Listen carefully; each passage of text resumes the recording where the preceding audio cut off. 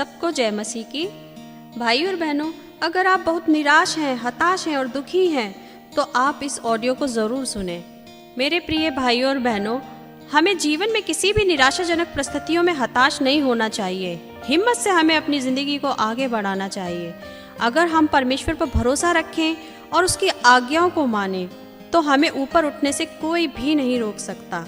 और यह उदाहरण हम यूसुफ के जीवन से सीखेंगे, जो उत्पत्ति रचित पुस्तक उसके 37वें, 39वें और 40वें अध्याय में देखने को मिलता है। याकूब के 12 बेटे थे और याकूब राहेल के बेटे यूसुफ से बहुत प्रीति रखता था। इस कारण से उसके बाकी भाई उससे जलन रखते थे और यूसुफ से ठीक से बात भी नहीं करते थे। एक दिन जब यूसुफ ने अपना स्वप्न अपने भाइयों को बताया कि सूर्य, चंद्रमा और 11 तारे मुझे दंडवत कर रहे हैं, और इस स्वप्न का यह मतलब निकाला गया कि एक दिन यूसुफ के माता पिता और सभी भाई उसे दंडवत करेंगे, तो ऐसे सपनों को सुनने के बाद सभी भाई यूसुफ से और ज़्यादा ढा करने लगे और ज़्यादा जलन रखने लगे।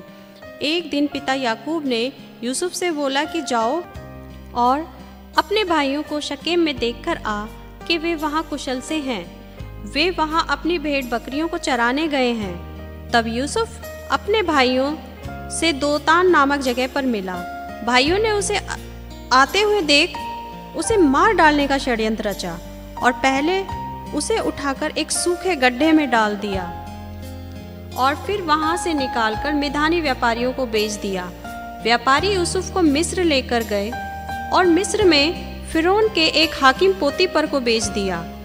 जब पोतीपर ने यह देखा कि परमेश्वर का अनुग्रह यूसुफ के साथ है, तो यूसुफ को अपने घर का और अपनी सब संपत्ति का अधिकारी बना दिया, जिसकी यूसुफ देखरेख करता था। फिर जब पोतीपर की पत्नी की बुरी नज़र यूसुफ पर पड़ी और यूसुफ ने पोतीपर की पत्नी की बात ना मानी, तो उसे धोखे से पकड़कर उस पर झूठा इल्ज़ाम लगवाकर जेल में डाल दिया गया। बंदी गृह में भी कैदियों को यूसुफ के हाथों में सौंपा गया। एक दिन मिस्र के राजा ने स्वप्न देखा और उसके सपनों का मतलब कोई भी पंडित या ज्योतिषी नहीं बता पा रहे थे।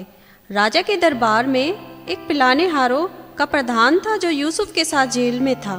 उसने राजा को बताया कि यूसुफ सपनों का अर्थ बता सकता है।